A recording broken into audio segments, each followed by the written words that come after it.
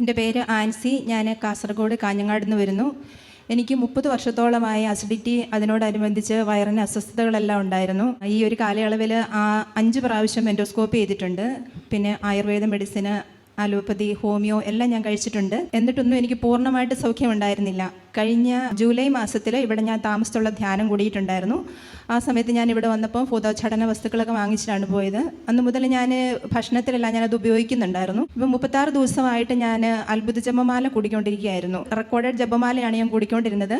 7ാമത്തെ ദിവസം റെക്കോർഡഡ് ജപമാല കൂടുന്ന സമയത്ത് അച്ഛൻ ഇവിടുന്ന് വിളിച്ചു പറഞ്ഞു, ഉദരസംബന്ധമായി അസുഖമുള്ള 7 പേർക്ക് ദൈവം സൗഖ്യം കൊടുക്കുന്നുണ്ടെന്ന്. അതിനുശേഷം ആൻസി അനുഗ്രഹിക്കുന്നു എന്നും അച്ഛൻ ഇവിടുന്ന് വിളിച്ചു പറഞ്ഞു. അതിനുശേഷം എനിക്കറിയത്തില്ല, ഭയങ്കര വ്യത്യാസം. ഞാൻ എപ്പോഴും തന്നെ ഒന്നരാടം ദിവസം എന്ന് പറഞ്ഞ പോലെ ഞാൻ ഈ അസിഡിറ്റിയുടെ മെഡിസിൻസ് എടുത്തുകൊണ്ടിരുന്നതാണ്. അതിനുശേഷം ഇപ്പം ഏകദേശം 1.5 മാസത്തോളം ഇതുവരെ ഞാൻ മെഡിസിൻ ഒന്നും എടുത്തിട്ടില്ല. മാത്രമല്ല ഇപ്പോൾ ഒരു കുഴപ്പമില്ല, ഭക്ഷണം എല്ലാം ഞാൻ കഴിക്കുന്നുണ്ട്.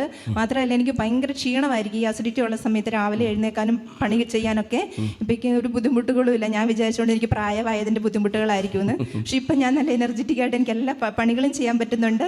അതുപോലെ തന്നെ അത്ഭുത ജപമാല എനിക്ക് ഭയങ്കര ആഗ്രഹത്തോടു കൂടി അതിൽ പങ്കെടുക്കാനും സാധിക്കുന്നുണ്ട്.